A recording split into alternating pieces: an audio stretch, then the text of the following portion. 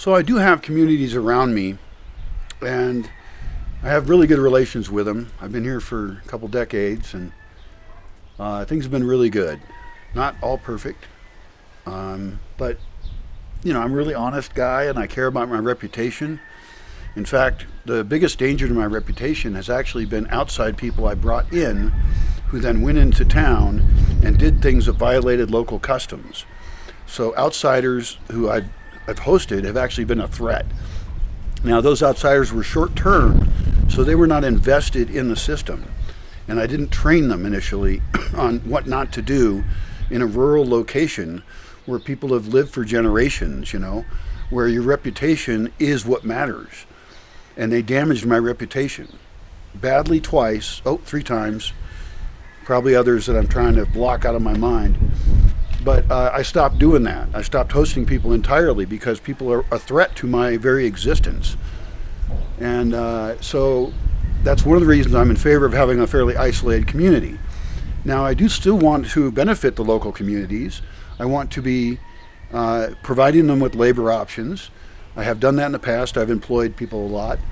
But I think for the privacy of the space, especially as I bring people in, that we're going to be more isolated, and I don't want to use local labor on most of the land, maybe part of it. But I still want to be benefiting the local community and helping them with business development, having a positive impact.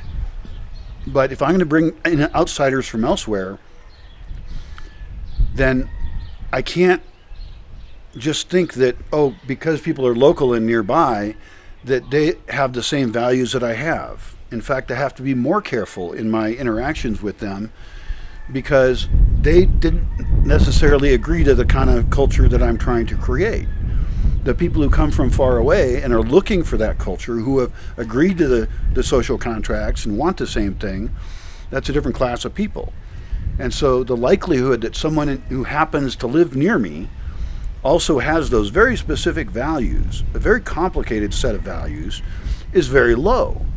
Now, I could have books and things that I propagate or give away in the community or sell at cost or something, or write myself in some cases, or provide DVDs with videos or stuff where I'm promoting things no one can really disagree with. Like, there's a whole bunch of stuff I think that I could easily promote in local communities that would not be culturally disruptive. Nobody's going to be against the idea of food forest farming around here.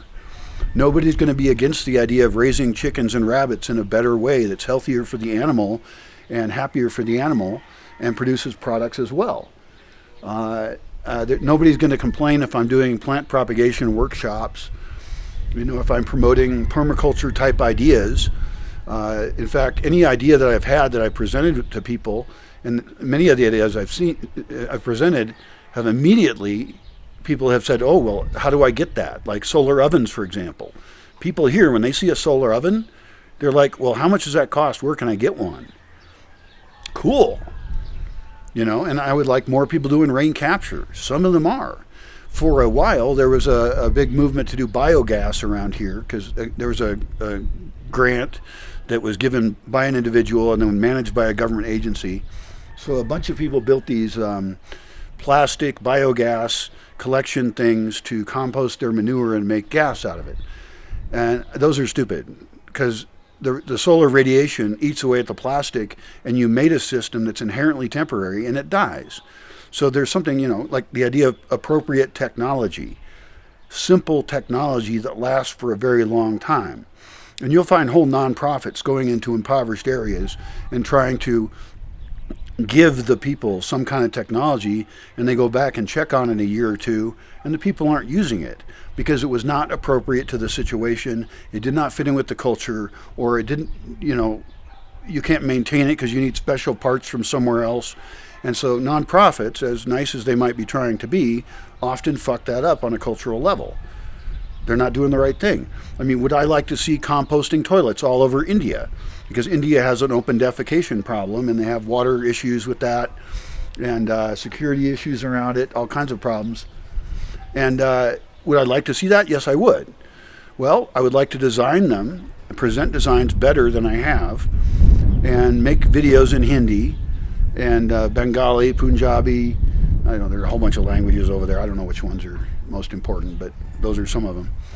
I think there's like 33 languages in India, but many people are multilingual. So, but I mean, I see that as a magic solution for the problems that exist in that area in India. And so if I could communicate that better, I could do really well. Bill Gates had a whole program to design toilets. And unfortunately, most of the designs, and I watched every video I could find about it and read anything I could about it, most of the designs were too technological. They were too complicated. Some of them, had batteries and fans, electricities and solar panels, and it's like basic composting toilets solve the problem. I have solved the composting toilet problem. It's a done deal. And the actual implementation may vary according to available materials and local culture, but thermophilic bacteria will eat your shit. And in my case, I use composting worms and dung beetles in my toilets as well, which is not super common. There was one video on the Bill Gates project where somebody had composting worms as part of it, and I was like, yeah, amazing. Because like low tech is the right way to go. Oh, on that same note, there's a website called Low Tech Magazine. I think it's LO-TECH magazine. I think they didn't use the W for some reason. But they're a really nice site. You should check them out. And they also have printed copies of their stuff, which will be really useful to you after there's a big solar storm and you don't have access to anything online anymore, and you can't use your computer. So getting printed copies of stuff and storing them in very protected environments is a very wise idea for you. I forgot what I was talking about. Anyway, one of the topics I'm going to make more videos on is everything you need to know about building a composting toilet. Right now, for now, you can check out the Humanure Handbook. It's online, written by a guy named Jenkins or something. And I think the old editions are free. And he talks about all the questions you would have about composting toilets and reasons why they would work or not work. And, there's lots of issues around it, but I've been using it for 20 years. I don't shit in clean water. I don't pee in clean water. None of it. I don't waste any of that. And that's a big use in your household. You can evaluate in your own household how much water you're wasting. And then you have to ship that black water off somewhere and pay tax money to have it be processed for you. And the government loves that kind of shit. They want you to be dependent upon them. There is absolutely no reason to have things run that way. I can imagine in some very dense population situations where you could run it different ways, but there's so many dumb ways to do it. Places like Dubai implement stuff that's dumb. You have to have trucks come in and collect shit water and stuff. Events like Burning Man have trucks come in and have to suck the poo out of the out of the outhouses. I have weird ideas about Burning Man anyway, about how that could be totally changed, and maybe not in that site, but Burning Man was very educational for me about what I liked about it and what I didn't like about it. So there's also, if you're ever interested in Burning Man at all, I just ramble and distracted by every word I say. But there are regional burns, and I actually advised going to those over going to Burning Man. They're closer to you. You could even create one where you live. And they're smaller, cheaper. They could even be, and I think this should be a big movement, is to make ecologically sustainable Burning Man type things that can actually run year round, which of course is way off from what Burning Man is. That's not the same thing at all. So Burning Man is by definition a very temporary community. It operates on totally different social rules, and it's just not the same. Look at my cute dog back there. Hi, cutie. No, that's not an invitation. Ah, fuck. Not for you either. Get away from me. No, I don't care. I don't care. I have no love. I'm an unloving person. I hate dogs. Come here, honey. I do not hate dogs. I love dogs. Are you better than a person? Yeah, you're better than a person. He is so noble. He is so cool. Oh, you're so cool. Yeah, this is my only all-white dog I've ever owned. And someday I'm going to invite people here who... I'm just fucking with them. Hey, honey. You're a good boy. Oh, you're gonna fall down? Someday I'm gonna invite people. We're gonna get some body paint and face paint, body paint, and we're gonna paint that dog. We'll paint him as a zebra, a tiger, all sorts of stuff. And he's very tolerant. He would put up with it. He would just like the attention.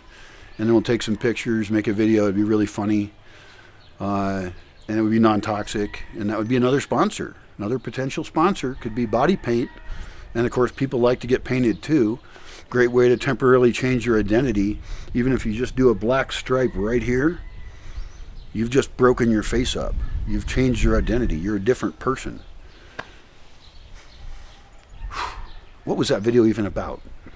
I don't know. Sorry. I also don't care. Good luck.